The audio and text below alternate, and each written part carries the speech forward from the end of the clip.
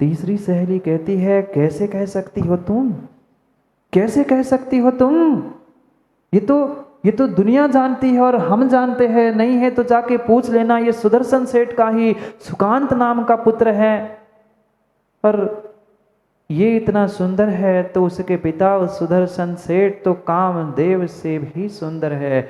अब उसे काम वासनाएं सता रही थी तो कामदेव से सुंदर दिखेगा ही ना। अप्सरा जैसी माँ, कामदेव जैसा पिता, तो बेटा तो स्वाभाविक था सुंदर होना ही होना था। उस बेटे को, बेटे के चेहरे को, बेटे के शरीर को देखकर उसके पिता को, पिता तक पहुंचने तक उसकी काम वासनाएं जागृत हो गई रानी की।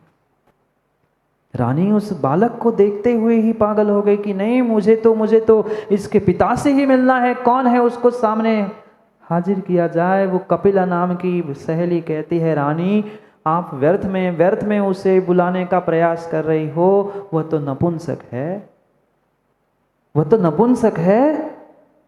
रानी कहती है, अरे सहेली, अरे कपिला, अरे सहेली, तू पागल मत बन, पागल मत बन। पुण्यात्मा, पुण्यात्मा जो जो जितना पुण्यात्मा होता है वह ऐसे नपुंसक वेद, नपुंसक लिंग को प्राप्त करता ही नहीं है। तुम्हें किसी न किसी ने पागल बनाया होगा, तुम्हें किसी न किसी ने मूर्ख बनाया होगा। ये पक्के में सुदर्शन सेठ का ही पुत्र है। जो पुण्यात्मा होता है, जो पुण्यात्मा होता है वह उतना ही अपने अपने अपने धर्म में, अपने अपने भावों में स्थिर होता है। कहीं ना कहीं ये सहेली सही कह रही है, ये सेठ सुदर्शन का ही पुत्र है। तुम्हें किसी ने मूर्ख बनाया है, तुम्हें किसी ने मूर्ख बनाया है। वो कपिला कहती है, नहीं रानी, नहीं रानी, मैं अपनी बात बताऊं, मैं अपनी बात बताऊं। कुछ दिन पहले उस सुदर्शन सेठ के मित्र मेरे पतिदेव, वे कई बार उनके घर जाते थे, वे हमारे घर आते थे। एक दिन मेरे भी भाव हो गए कि मैं इस सेठ के साथ अपनी अपनी इच्छाओं की पूर्ति कर लूं। और एक दिन मैंने बहाना बनाकर, कौन कह रहा है, कपिला नाम की वह सहेली रानी से कह रही है कि एक दिन मैंने मेरे पतिदेव की बीमारी का बहाना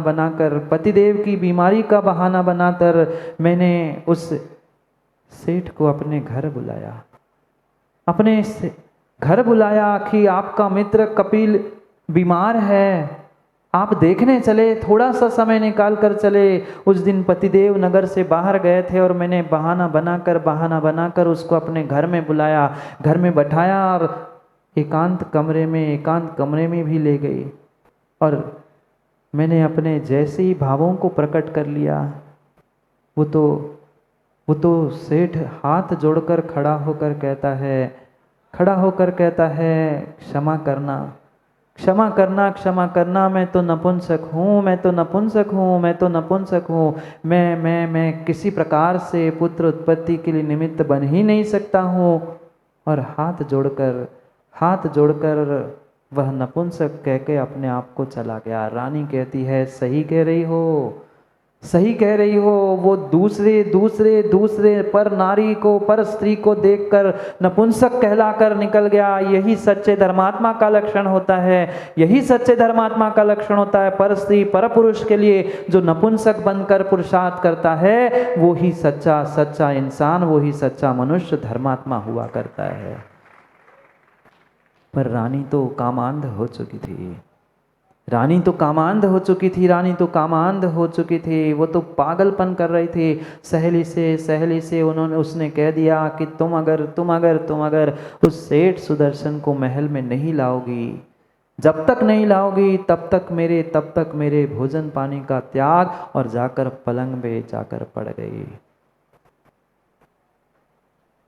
जब तक सेठ सुदर्शन सामने नहीं आएगा, जब तक उसके साथ मैं अपनी इच्छाओं की पूर्ति नहीं करूंगी, तब तक मेरा सब कुछ त्याग है। रानी थी, क्या कमी थी? क्या राजा ऐसा ही होगा? नहीं, इतना वैभव संपन्न रानी का इतना वैभव था तो राजा कितना वैभव संपन्न होगा। पर क्या करे विषयासक्त चित्तानाम गुणा कोवान नश्यति। आचार्यों ने कहा विषयासक्त चित्तानाम गुणा कोवान नश्यति ना वैदुष्यम न मानुष्यम नाभिजात सत्यवाक। सहेलियों ने समझाने का प्रयास किया कि रानी सेठ महल में आ जाएगा तो क्या होगा, कैसे काम होगा, राजा को पता चल गया तो। रानी ने कहा मुझे नहीं पता, सब गुण रानी के नष्ट हो गए। न वैदुष्यम न मानुष्यम, न विद्वत्ता बचती है, न मनुष्यता बचती है, न गुण बचते हैं। जब वह भूत काम वासना का, जीवन साथी का और रिलेशनशिप का चढ़ जाता है, व्यक्ति भूल जाता है, इंसान भूल जाता है, आज का युवा युवती भूल जाते हैं कि मैं किस कुल, किस परिवार, किस धर्म से बिलोंग करता हूँ। रानी भी भूल गई कि मैं रानी हूं। षड्यंत्र रचा गया। अब रानी को चाहिए स्त्री हट के सामने किसका चलता है। स्त्री ने हट पकड़ ली। अब तो जो चाहिए सो चाहिए, सेठ सुदर्शन सामने चाहिए। उन पूरे सहेलियों ने मिलकर षड्यंत्र रचा। पता कर लिया कि एकांत स्थान में सेठ सुदर्शन कहाँ और कैसे मिलते हैं। वे सेठ ऐसे धर्मात्मा थे। वे अष्टमी चतुर्दशी को एकांत स्थान, शमशान आदि स्थानों में जाकर पूरे वस्त्र आभूषण उतार कर दिगंबर अवस्था धारण करते हुए, दिगंबर नहीं नग्न अवस्था ही कह दो, धारण करते हुए ध्यान साधना सामायिक करते थे। रात भर ध्यान साधना करते थे एकांत स्थान पे। हाँ, गुरु आज्ञा से एकांत स्थान पर अंधेरे के समय में ऐसी साधना कर सकता है, पर मात्र गुरु आज्ञा के साथ, गुरु आज्ञा के अभाव में नहीं। वे हर पर्व के दिन यानी अष्टमी चतुर्दशी शमशान में अकेले एकांत स्थान पर जाकर वह नग्न होकर साधना करते थे। सहेलियों ने पता कर लिया और षड्यंत्र रचा। अब सेठ को लाएंगे कैसे घर। इतने पहरेदार, इतने महल के अंदर महल, रानी का महल तो, रानी का स्थान तो और अंदर होता है। इतने पहरेदार, इतने द्वार पार करके कैसे लाया जाए। उन दासियों ने, उन सहेलियों ने हूबहू उसके ही जैसे पुरुषाकार 7 नग्न पुतले बनाए, 7 मिट्टी के नग्न पुतले बनाए। अब षड्यंत्र ही था, उसको उठा के लाना था और प्रतिदिन एक प्रवेश द्वार से लाने का प्रयास किया। जब कोई पूछता, जब द्वारपाल कोई पूछता तो वो मिट्टी का पुतला वहीं पर फोड़ देती सहेली दासी और कहती अब तू देख, ये पूजा करने के लिए रानी ने मंगाए थे। कितना षड्यंत्र। एक पाप के लिए कितना पाप। क्या कृतकारित अनुमोदना से पाप नहीं लगता। एक दिन एक दरवाजे पर एक पुतला, दूसरे दरवाजे पर दूसरे दिन दूसरा पुतला, तीसरा चौथा करते करते जितने द्वार थे सभी द्वारों पर सभी द्वारपालों को वह ऐसा विश्वास में ले लिया कि हाँ रानी के लिए ले जा रहे हैं ना, जाने दो। और 8वें दिन जब वह अष्टमी के दिन सुदर्शन सेठ सामायिक कर रहे थे, रात्रि के समय नग्न होकर उन दासियों ने उसे उठाया, कपड़े में लपेटकर वह ले आई। पुनः पहरेदार ने पूछा कहा फिर फोड़ दूं, फिर तुम और रानी देख लेना। नहीं, चले जाओ। काम सफल हो गया। सेठ को युवाओं सोचो, वस्त्र सब कुछ पहनने के बाद भी भाव, शरीर कैसे कैसे विकृत हो जाते हैं। वो सेठ नग्न था, उन सभी दासियों ने उठाकर अंदर प्रवेश किया, पलंग पर डाल दिया। वह रानी खुश हो गई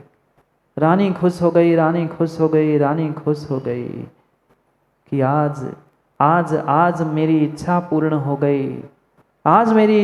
हो गई। वह सेठ नग्न अवस्था में पलंग पे पड़ा है। विचार करो, वह सेठ नग्न अवस्था में पलंग पे पड़ा है, सेठानी उसके साथ कुचेष्टाएं कर रही है, पर युवाओं उसका मन इधर से उधर नहीं हुआ। जो ध्यान में, जो सामायिक में, शमशान में भी करता था, वही पलंग पर पड़े पड़े भी आज कोई कोई कोई छोटा सा मुस्कुराकर गोलू स्माइल भर दे दे, फिर तुम्हारी पूरी लाइफ चली गई अनुराग उस स्माइल में, चली गई पूरी लाइफ उस स्माइल में ही चली गई। मात्र कटाक्ष और मात्र फेसबुक पर चेहरा देख लिया और फेस के पीछे पागल होकर तुम्हारा अपना फेस, अपने जिंदगी का, अपने परिवार का और अपने कुल धर्म का भी फेस हमने काला कर दिया, कालो मत पहुंच दी। कभी सोचो उनके बारे में, सुनो उनके बारे में, पढ़ो उनके बारे में। कितने कितने कितने काम चेष्टाएं नहीं की होगी, कपड़े पहनने के बाद भी मात्र कुछ दृश्य देखते हो तो कैसे कैसे भाव और कैसे कैसे विकार आते हैं। फिर जिसके साथ जो नग्न होने के बाद साक्षात काम चेष्टाएं हो रही थी, पर फिर भी वो टस से मस नहीं हो पाया था। ये था ब्रह्मचर्य, ये था शील, ये था शील, ये था शील। आज तो व्यक्ति किसी को खोजने का भी प्रयास नहीं करता है। अकेले अकेले कमरे में ही पहुंचकर क्या कुछ नहीं कर डालता। अरे दूसरे क्या, आज की तो सभ्यता और आज की तो सरकार को भी सौरभ भाई धिक्कार है। उन्होंने सबके लिए परमिशन दे दी, चाहे आपका आज के बड़े सोसाइटी का लिविंग कल्चर हो, चाहे समलैंगिकता हो। आज पुरुष युवा ही शादी कर रहे हैं जोर से। हाँ, खुलेआम चल रहा है, खुलेआम लड़के शादियां कर रहे हैं, लड़कियां शादी कर रही है। क्या चल रहा है? प्रकृति के विरुद्ध काम। कभी तिर्यंस को देखा? कोई तिर्यंस प्रकृति के विरुद्ध काम नहीं करता। पर आज का इंसान अपने धर्म, अपने प्रकृति, अपने स्वभाव, अपना सब कुछ भुलाकर मात्र उस काम वासना के पीछे पड़ रहा है। और सरकार भी उन्हें प्रमाणित कर रही है, ठीक है 2 लड़के शादी कर सकते हैं, निर्णय दे दिया कोर्ट ने, हो रहे हैं। हर महीने में 2-4 शायद होते ही होंगे बड़े शहरों में। क्या है? थोड़ा तो अपने वासनाओं पे कंट्रोल करो, थोड़ा तो अपने मन पे विचार, थोड़ा सा तो कंट्रोल करो।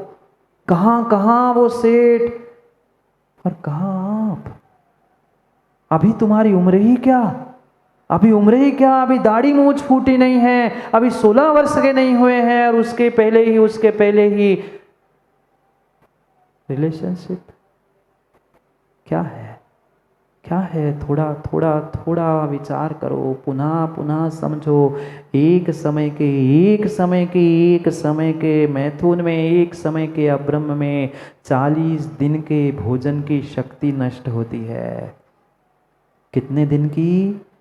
40 दिन जो तुम भोजन करते हो सुबह शाम, उस 40 दिन के भोजन की शक्ति वह संग्रहित होकर फिर कभी शरीर में वह वीर्य बनता है। और एक बार के मैथुन में वह 40 दिन का भोजन नष्ट हो जाता है, 40 मन भोजन नष्ट हो जाता है। 9 करोड़ जीवों की हिंसा एक बार में हो जाती है, एक बार में हो जाती है। क्यों बहनों? क्या मात्र ब्राह्मी सुंदरी का नाम आने वाले मात्र पंचकल्याणक के दिनों में ही सुनने मिलेगा? कोई ऐसी बहन, कोई ऐसी बेटी, कोई ऐसा व्यक्ति नहीं है कि जो आज सेठ सुदर्शन और ब्राह्मी सुंदरी जैसा पुरुषार्थ करते हुए कुछ नाम कमा ले। पर शायद आने वाले दिनों में मात्र वह ग्रंथों में पढ़ने के लिए ही बचेगा कि कोई सेठ सुदर्शन थे, कोई ब्राह्मी सुंदरी थी जिन्होंने अपने माँ बाप की इज्जत की रखने के लिए वह आजीवन विवाह करने का परित्याग कर लिया। भले ही व्रत नहीं लिया हो, क्योंकि व्रत की परंपरा तीर्थंकर भगवान से शुरू होती है, पर कम से कम विवाह नहीं करूंगी, यही निर्णय कर लिया, विवाह नहीं किया। सोचो तो कहाँ वो ब्राह्मी, कहाँ वो सुंदरी जो अपने माता पिता के, अपने पिता के सम्मान के लिए, अपने सम्मान, माता पिता के सम्मान के लिए, अपने धर्म के सम्मान के लिए विवाह करना भी उसने छोड़ दिया। और आज महाराज हम विवाह के संबंध के चक्कर में, रिलेशन के चक्कर में और पता नहीं किन किन के चक्कर में माता पिता, धर्म, गुरु, देव सबको छोड़ने के लिए तैयार है। छोड़ दो बेटो, छोड़ दो बेटो, छोड़ दो। आज छोड़ दोगे बहनों, आज छोड़ दोगे, कल पछतावे के अलावा अन्य कुछ भी मिलने वाला नहीं है। अपना पुण्य बढ़ाओ ना। क्यों बिलखते हो? मिलेगा कि नहीं मिलेगा, कैसे मिलेगा, कौन मिलेगा, अच्छा होगा कि नहीं मिलेगा। वह 45 साल के होने के बावजूद भी विवाह नहीं हुआ, फिर इधर से पकड़ लाओ, उधर से पकड़ लाओ। समय पे समय के काम करो, समय पे समय के काम करो। युवाओं, बहुत अच्छी बात है। विवाह ही मत करो, और करना ही है तो जो निर्धारित समय है समय पे करो, क्योंकि जैसे ही समय ढल जाता है वह चेहरा और पुण्य शरीर सब ढल जाता है और फिर बिलखता है। अब अभी नहीं करनी, अभी 27-30 के बाद करेंगे। पता चला 27-30 के बाद कोई मिलता नहीं है, और फिर 40-45 तक फिर पागलों जैसे घूमते हैं। फिर इसको खोजो, उसको खोजो, इसके पास पहुँचो। कितना पाप कर रहे हैं, कितना पाप कर रहे हैं, सोचो। वह नग्न सुदर्शन सेठ पलंग पर पड़ा है, वह रानी काम चेष्टाएं कर रही है। थोड़ा तो विचार करो। थोड़े से भाव आते हैं तो परिणाम ऊपर के नीचे होते हैं, आंखें ऊपर नीचे हो जाती है, श्वासों की गति बढ़ जाती है, शरीर तपने लग जाता है। उसको कुछ ना हो जाए, वो क्या कर लेगा? अरे तू क्या कर रहा है ये तो सोच।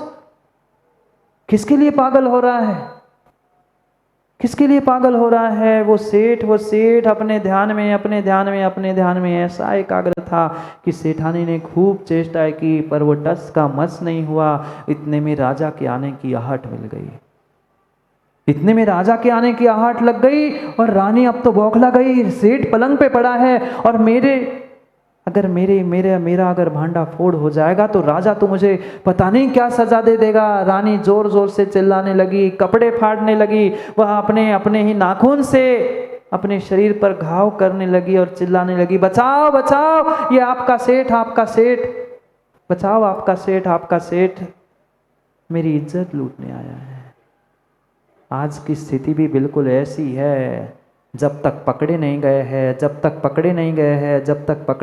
हैं, तब तक हर कोई धर्मात्मा है। जिस दिन पकड़े जाओ उस दिन सामने वाले पर पर्दा डाल दो, हम तो दूध के